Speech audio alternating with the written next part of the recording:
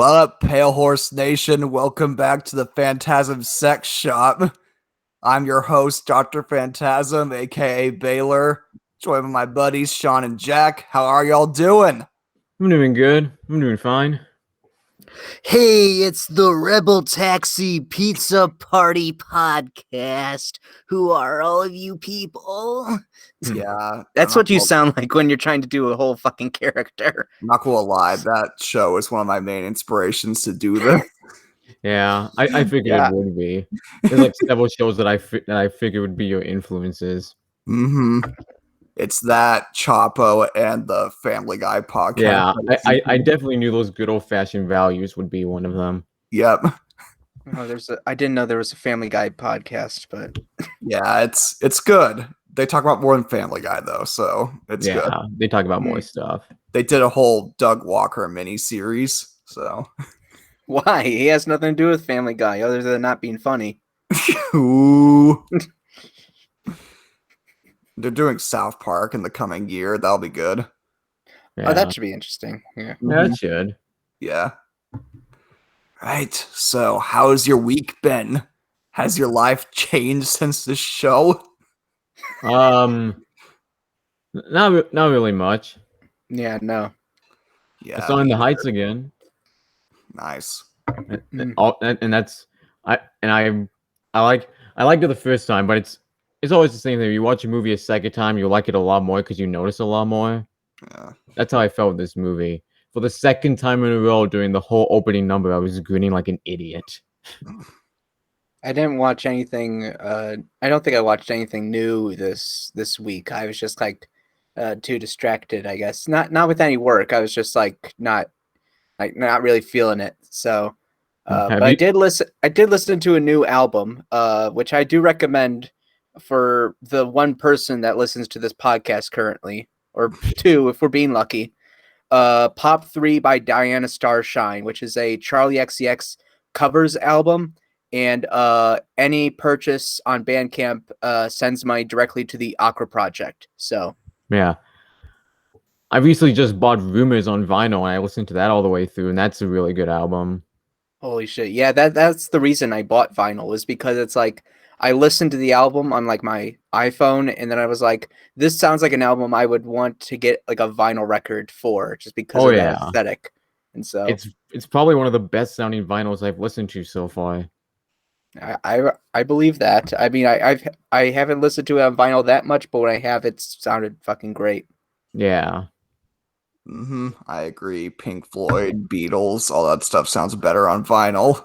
Oh yeah. That was also one of the first 5 records I ever got were Michael Jackson's Thriller, Rumors by Fleetwood Mac, Journey's Greatest Hits, which is weird because I wasn't really a Journey person, but Dark Side of the Moon by Pink Floyd, and then Random Access Memories by Daft Punk. So. Ooh, that's a good one.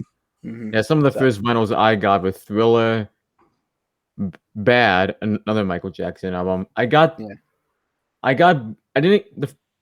the Beatles, like the Red album and the Blue album. Those I had on vinyl. I had a Beach Boys compilation. I had The Wall. I had a whole bunch because my parents still kept them. So when I started collecting vinyl, they let me have some of theirs.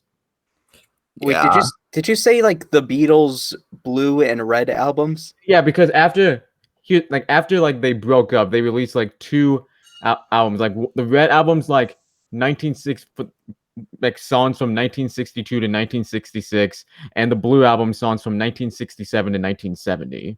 Oh, okay. It's an anthology thing. I was thinking you were confusing Weezer with the Beatles, which I mean that's a common mistake. So no.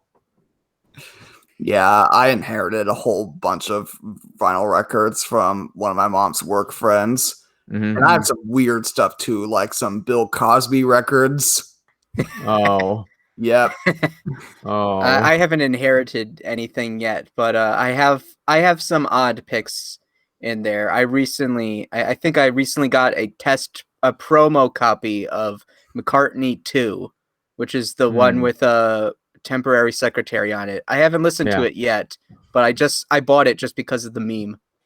Yeah, some of the weird ones I have, like I have a vinyl that's just the single of George Michael's Faith, and then I have like a 40. I have like a 45 record. That's the entire.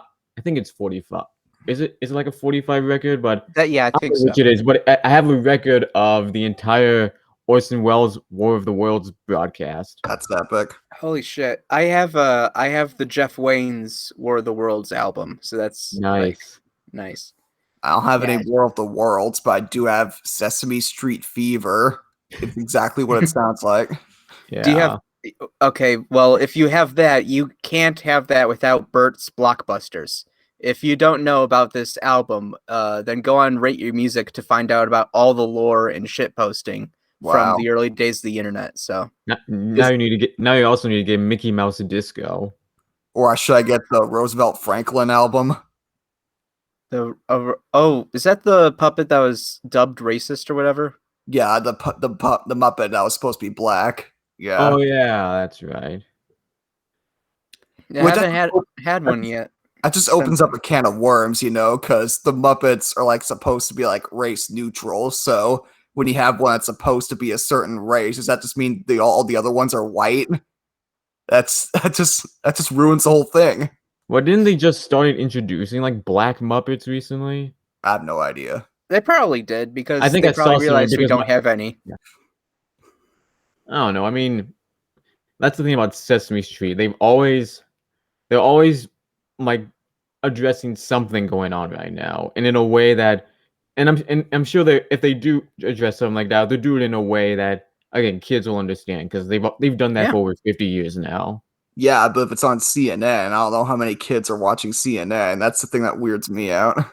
I think Maybe- the hard part maybe- about it is that's on HBO. So That maybe- too. That's so fucked. Maybe it aired. Yeah. Maybe it also aired on PBS. I think that was the plan, where it's like, okay, we'll air it on HBO first, and then like a couple months later or weeks later, it'll air on PBS. Yeah. Excuse me. And then, of course, like because for some reason, like because they got into HBO and now that they're privatized, now they're doing fucking Grubhub commercials or DoorDash or one of those With Davi services. Diggs. Yeah, even though like I don't think Big Bird would be a fan of Proposition 21 because he's such a pure soul. So Yeah, it's so weird how the clipping guy does the most Disney shit imaginable as his main career. It'd be like if MC Ride danced with Fraggle Rock. Yeah. I want to do a like I have this image in my head where like my band decides to do like a song for a kids movie just out of like some sort of favor or whatever, and we just shit post the entire song. So we do a cover of Who Let the Dogs Out, Mm-hmm. and we do it like completely pop punk, completely like seriously. So you basically realize all of the lyrics are completely horn doggish and like completely sexual. Oh And yeah. then we have for the rap verse Davi Diggs, because he both has a crossover appeal for kids bullshit and also for just absolute weird experimental music. So so imagine like clipping producing a cover of Who Let the Dogs Out. Yeah, that'd be awesome. I know also they're releasing a Sesame Street movie sometime next year with Anne Hathaway. And Bo Burnham, yeah. Yeah. Oh, Bo Burnham's gonna be in it too, or is he just writing songs? I think he's rumored to be in it, but I think he's just writing songs at this point. But either way, I'm hyped for makes that. sense. So Yeah, will it be Follow That Bird or Elmo and Grouchland? Like, what do you mean? I hope it's Follow That Bird, because Follow That Bird was pretty okay. So what do you mean? Because I'm just saying, like, there's a dip between the two Sesame Street movies. In terms of like tone, it might be more like that. Elmo and It doesn't sound like it's focusing on just. I don't know. I mean, I have to look about. I read the plot somewhere, so I have to see what it is.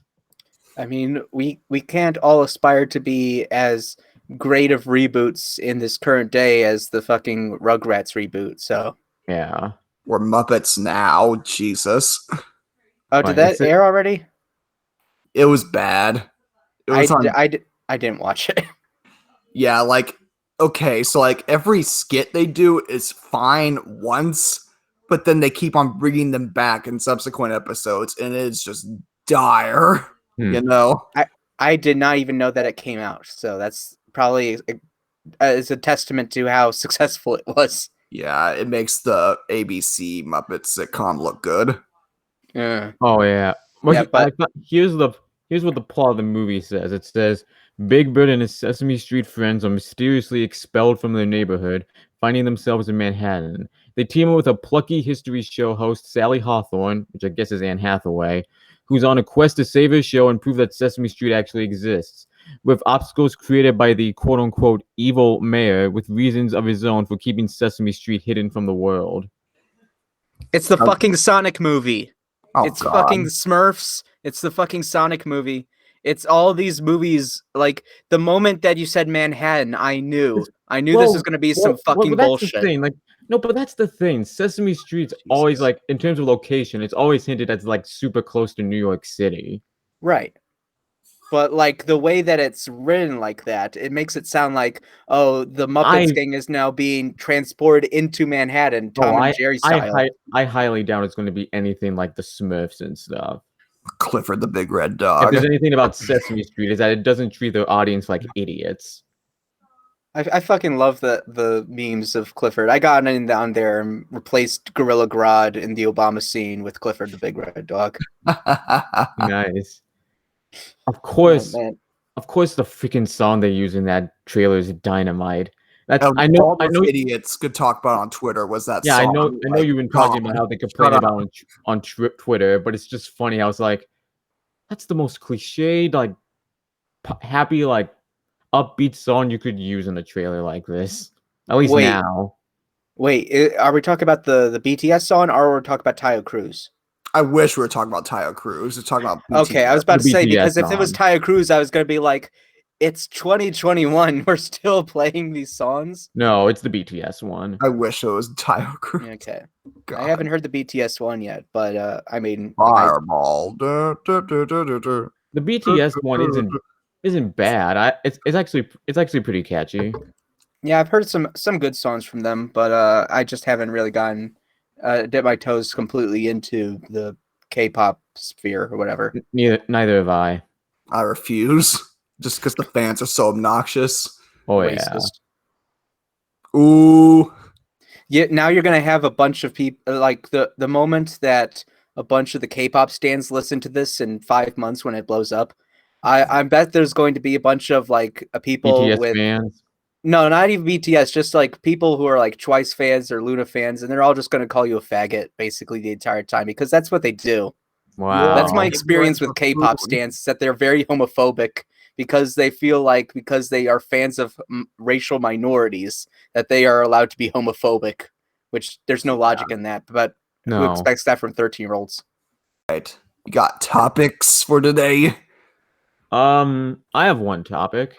Okay. So like 2 days ago, like the day before Independence Day, I went over to visit my uncles, and they played and we watched this movie. Have you guys heard of the musical 1776? I've heard of it. I've heard of it. So we watched the movie adaptation of that. For anyone who, again, I don't know who's watching this, but for anyone who doesn't know what 1776 is, it's a musical that came out in 1969 about the creation of the Declaration of Independence. It won Best Musical, and 3 years later, it was made into a movie with most of the original cast. And here's what I wanted to talk about. While I was watching this movie, it's funny because, like, somewhere in the back of my mind, like, I kept thinking about Hamilton, because that's another popular musical out right now that's about the founding fathers, in a way. So here's what I'm getting at. At some points while I was watching this movie, I was kind of comparing the two and how they portray like these like real life people in terms of like how they portray these like real life people. Like, let's say both shows have Thomas Jefferson as a prominent character. So think about it. In Hamilton, like how Thomas Jefferson is like in that. He's very egotistical, brash and stuff. And in 1776, he's almost portrayed as very like quiet and reserved. Like one of the first scenes you see him in is just he's just sitting in like the Continental Congress, just leaning on a windowsill, just reading a book, like very idealistic. So here's my question. considering how at least definitely now, considering how a lot of people have kind of changed their views of the founding fathers, does that make 17 does that make 1776 kind of a product of its times? Does that Yes make and any no. sense? I would say like yes, because it is like from a time when we were much more idealistic about like American history, Mhm. and no, because it's still happening with Hamilton. Yeah. And funnily enough, it's because of 1776 that John Adams isn't actually in Hamilton. Really? Hmm. Yeah, because he was so impressed by the dude in 1776, he didn't want to try to top it. Yeah. Oh, fun fact: the guy that plays John Adams in both the original musical and the movie would go on to play the teacher in Boy Meets World. Ooh, almost Interesting. as good as Paul Feig as what's the dude's name, Mr. Poole in Sabrina the Teenage Witch. And he also voiced the original, and he also was the original voice of Kid in Knight Rider. So my point is, um, do you think, and how do you think like a musical like 1776 is going to be viewed like now? I mean, like, no, like now, like in terms of like in a modern like audience, especially since Hamilton is going on, is also left an impact on how other people view this exact same thing. Well, like in terms of 1776, I don't think most people give a shit. That's true. Yeah, like I don't think most people are clamoring to talk about 1776 nowadays. But the thing is, like most of the people who will talk about musicals are like liberals. And That's true. so I feel like they're not going to really give a shit whether or not it's an accurate portrayal of the founding fathers, because they already feel like the founding fathers are just fine the way they are. And then maybe they'll be aware of like a Sally Hemings trivia point or whatever. Yeah. But in terms of like American history that they've learned from schools, they're pretty much just clueless about like any of the sort of, or willfully ignorant of any sort of injustices that might have come from like the slave owning like founding fathers. Yeah, There is a part in 1776 where they argue about the slave clause in the Declaration of Independence. I mm, watched a video recently where it was it was like a meme where it was showing the beginning of the 13th Amendment, where everyone's Mhm. cheering up until the seventh word is "except," and then everyone starts booing. Because Oh, it's like it's the perfect representation of like you don't add a loophole to the thing that abolishes slavery. You mhm. don't make loopholes to that. yeah. I also just found out that 1776 is going to be revived on Broadway either later this year or next year, and it's going to be an all-female cast. Oh, Because that's gonna girl save it. boss, yeah, What? girl boss. That's gonna reclaim the slave owners. God. Yeah, just to go off what Sean was saying. Like, it's important to remember that Broadway is pretty much exclusively for the wealthy. Oh yeah. Yeah. And that the only reason why Hamilton wasn't controversial until the Disney Plus release is because most people didn't even see it. Mhm. Same thing Yeah, with Dear Evan Hansen. Like, the only reason why that's controversial now is because most people did not see the show. No. and there, I mean, there is the culture of like bootlegging all these musicals, but I Oh don't yeah. even think like the liberal white kids are gonna be like doing that much. Yeah, the only people watching don't give a shit. Only Yeah. like the theater kids. So Yeah. Theater kids are really the only kind of people that watch like bootleg Broadway shows. Yeah. yeah. Which I mean, to be fair, like it has its ups and downs. I mean, it did bring about the Heathers musical to the mainstream, but Oh, other fuck. Yeah. than that, I don't know much about it. So, but I Oh, didn't know about what Dear I Evan can fill Hansen you was in on about. that. That's a whole I just thought thing.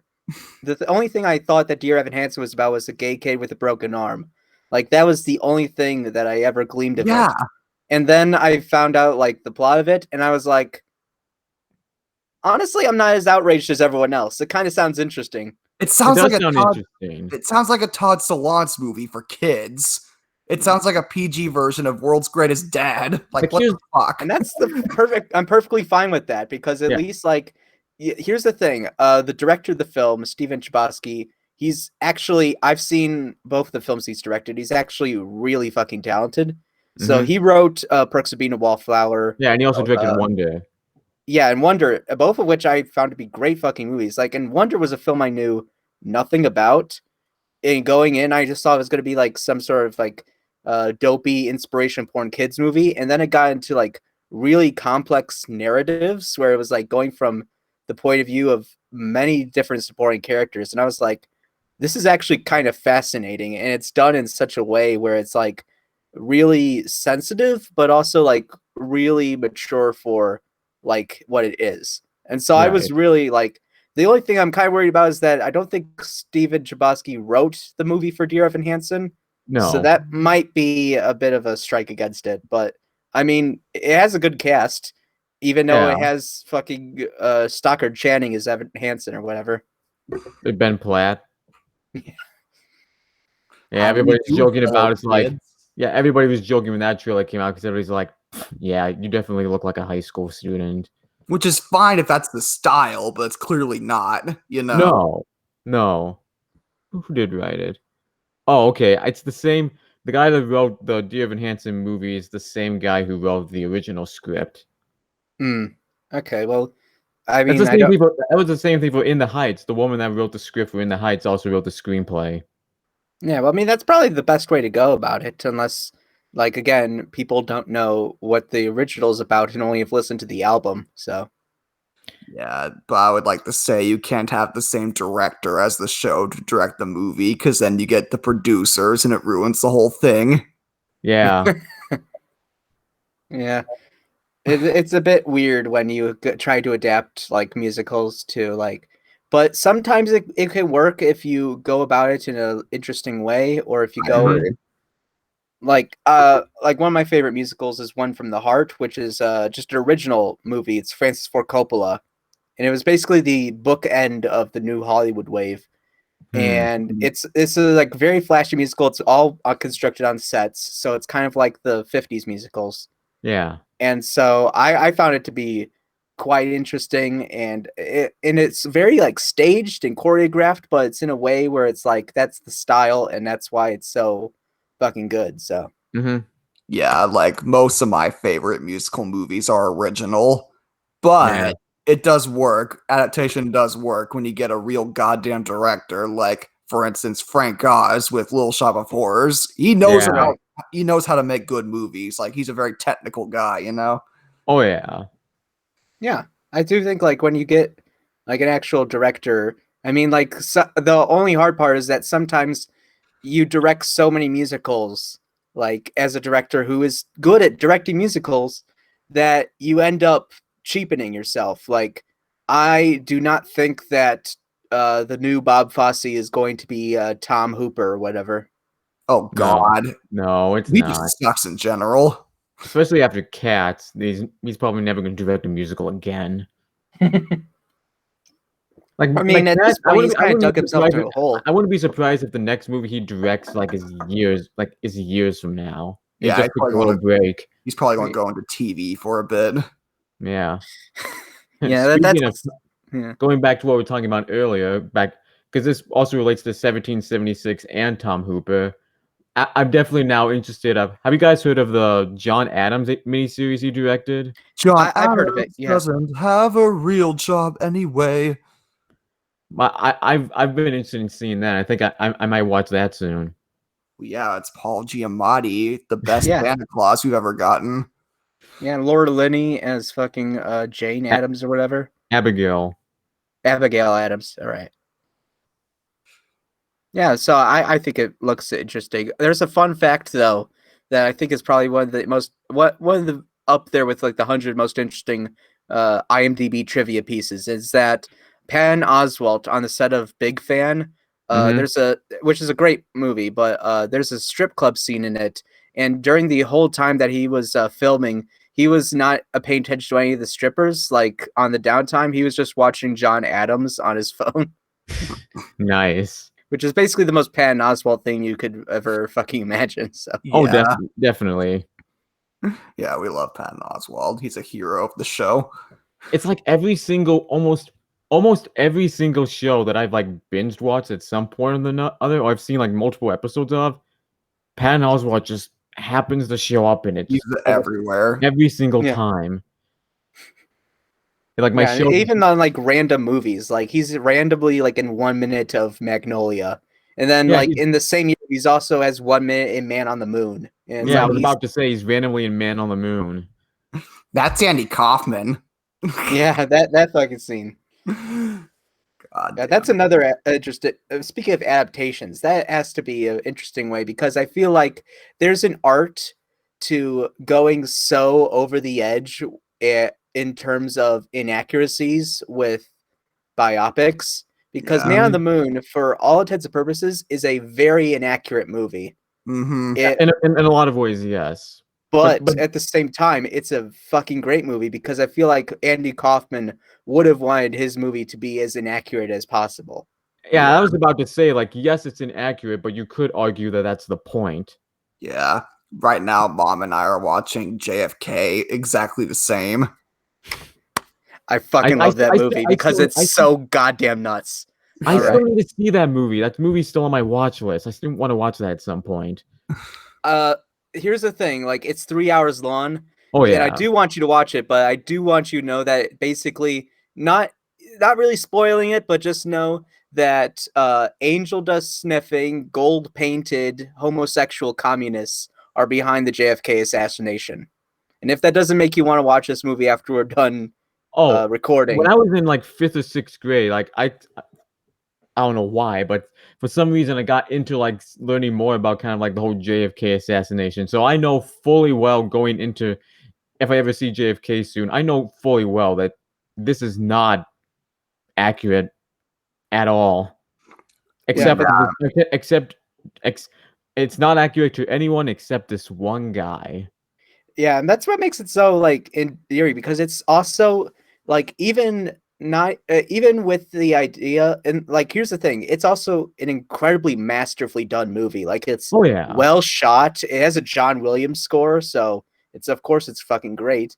And then of course the cast is brilliant. And the thing is, like, the writing is so batshit insane, and also probably accurate to what this guy believed. And also, there's been some people today who are a bit more skeptical of the Lee Harvey Oswald thing, but at the same time, I don't think that a bunch of gay communists are behind it. So, Oliver Stone seems like the kind of person who would think those people did the JFK assassination. Yeah, I wouldn't be surprised if Oliver Stone is the most like bigoted person on the planet. Oh, probably.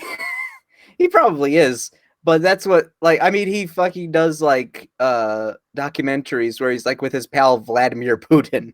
Like, I don't think that he's going to be, like, and he's been accused of, like, sexual misconduct in the past. I don't think he's going to be a paragon of, like, morality. But his films definitely speak towards a certain, like, just endearance. I mean, he basically made a documentary about cocaine with Scarface, so.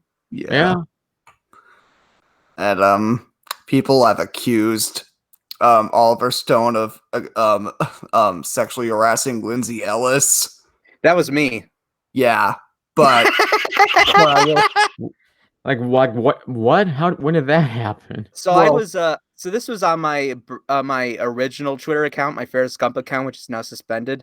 I had been put onto a week-long lock, and I was on the and this was around the time where Lindsay purported, again, because it's Lindsay Ellis, I say purported.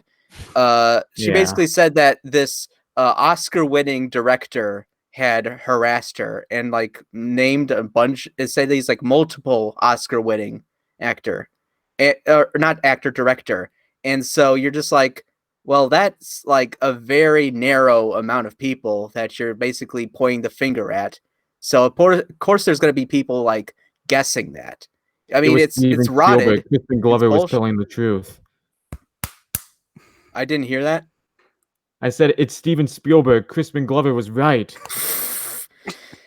Right. No, Lindsay was too old for him at that point, according to Crispin Glover. So I guessed Oliver Stone because Oliver Stone was at the same time accused of sexual misconduct, and then Lindsay Ellis basically just put me on blast, this very small account, and I basically got like a bunch of people telling me like I'm wrong for saying it was opposite. Which I mean, I was probably in the wrong for guessing. I was, Yeah. young, dumb, and not full cum yet, so I didn't really know all this stuff. But at the same time, it's just a very weird thing to bring up, like that this person brought up a specific amount of awards, like it, because that's gonna immediately get people guessing the names. And then if you're gonna be like Jourdain and be like, no, I don't want to talk about this anymore, Yeah. then it's just gonna be like, what? All right. Yeah. I will like to say that at one point, when Dustin Hoffman was accused, Oh, she yeah. quote tweeted, "This hits close to home." So I think it was him. But he's not an Oscar-winning director, though. He did direct stuff though. Yeah, but it's like But he I didn't- don't think there's any timeline like knowing like how Lindsay worked within like the whole period when she was in film school. I don't think that would have been it. But like, and also here's the thing: Dustin Hoffman's admitted to like sexually harassing people, like in interviews for like the graduates. So Yeah. I mean, like, it could be him, but at the same time, it's just. But I think she brought up that he's a director. It's just, but most people don't know Dustin Hoffman for director. Fuck Lindsay Ellis. I don't know. I Yeah, that's what I was about to say. Like, he's won like 2 Oscars, but none of them have been for directing. Well, she did say Right. he didn't win an Oscar for directing, so Oh, that's okay. That makes sense. It's just whatever. It's just another fucking story, but whatever. It's harder. Like it's basically I want to believe her because it's a very hard thing to like have happen, and I do try to always believe women, but there's not as much of a reputable reputation with Lindsay. Let's just say so, Especially and also let's just say that if she's accusing other people of being sexual predators, then let's just say she might have some skeletons in her closet, and some of them might be hers and some of them might be her friends. So yeah. again, this is why last episode I said we don't want to talk about Lindsay Ellis, because I'll go on a fucking rant.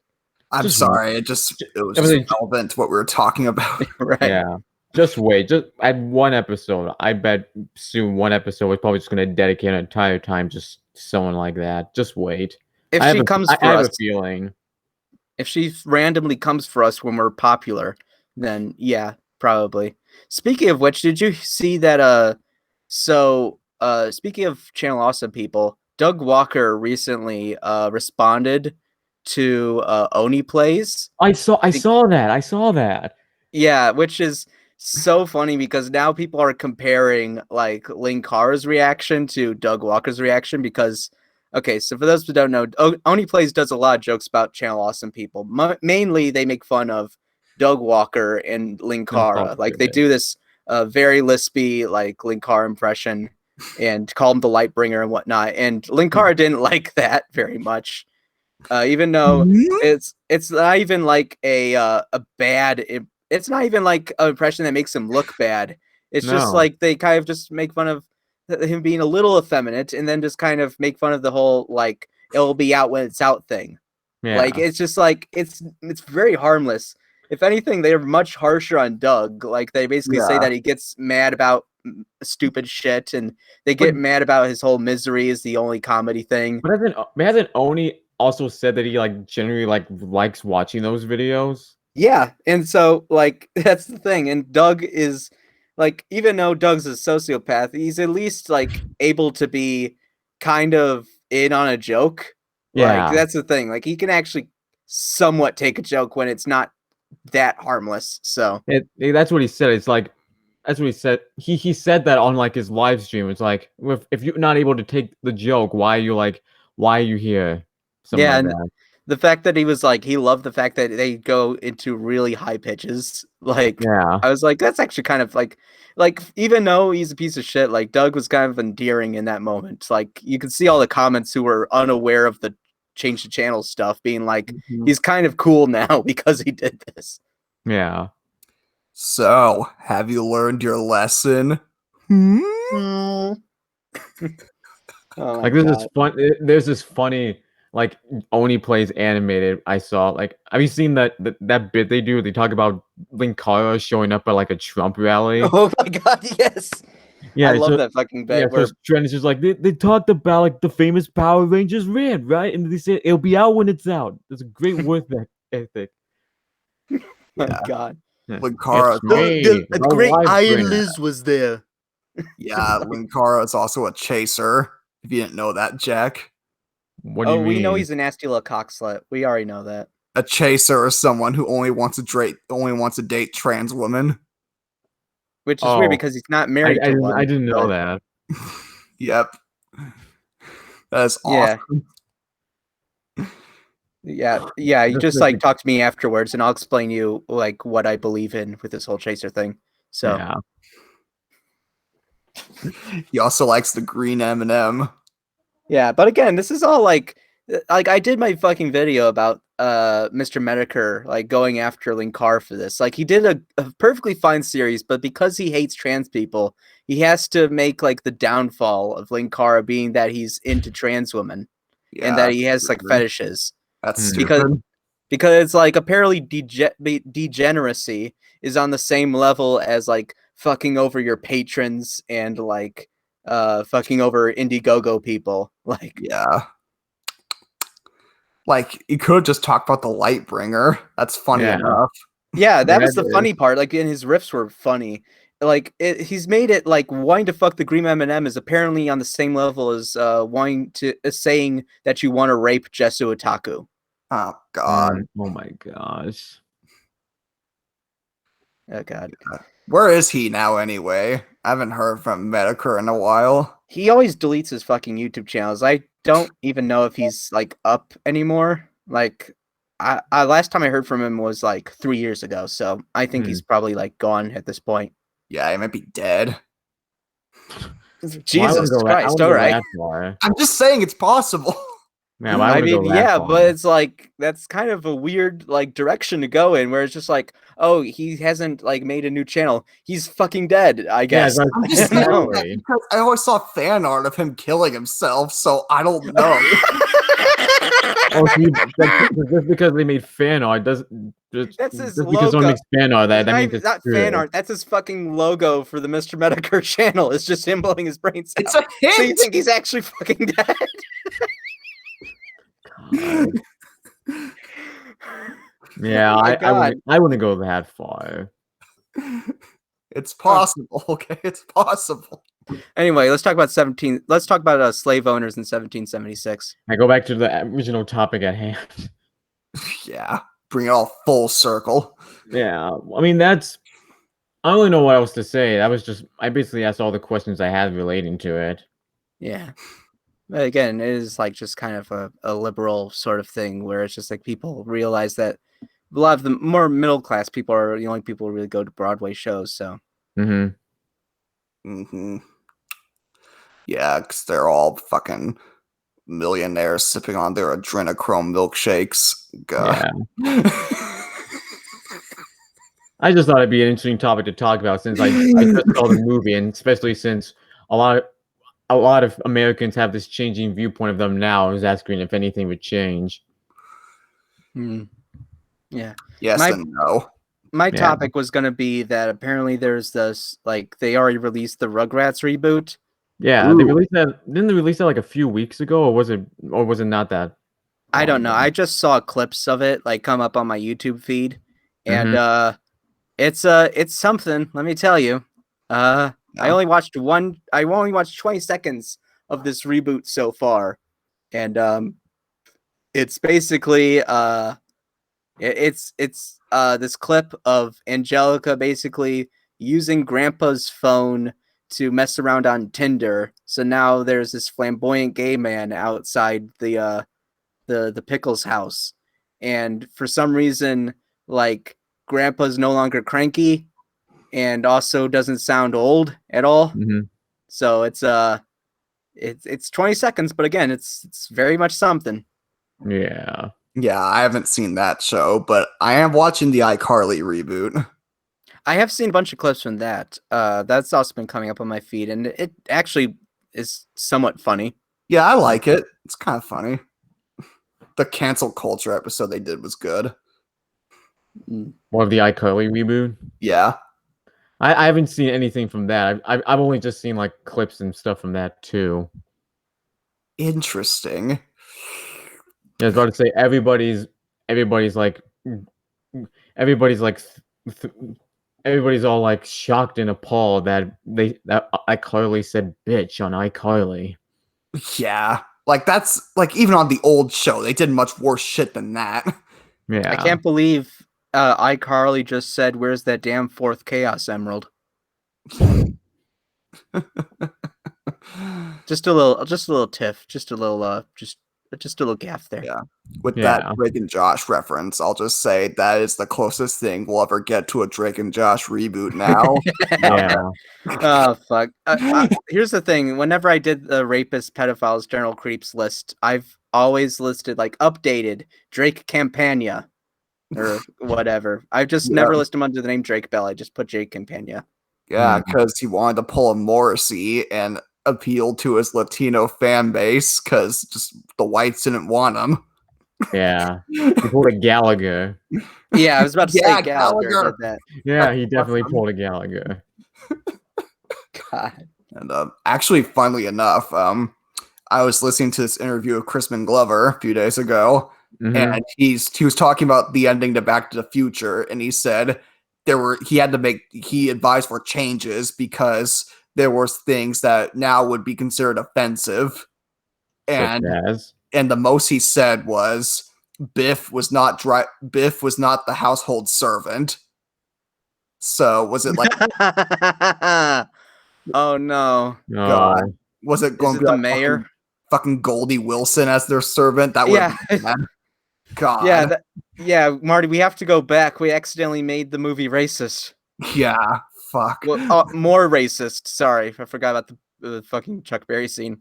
Yeah. This is the style you're looking for. Now listen to this. Hey, God, fucking you can joke all you want. I love that movie. Okay, I love that movie too, but it's just like there's a lot of flaws to it that are kind of hard to overlook. But even then, like the fucked up parts, I'm able to overlook in a lot of movies I love. So yeah, I think we're going to wrap this up now. So bye. Right. Bye. Bye.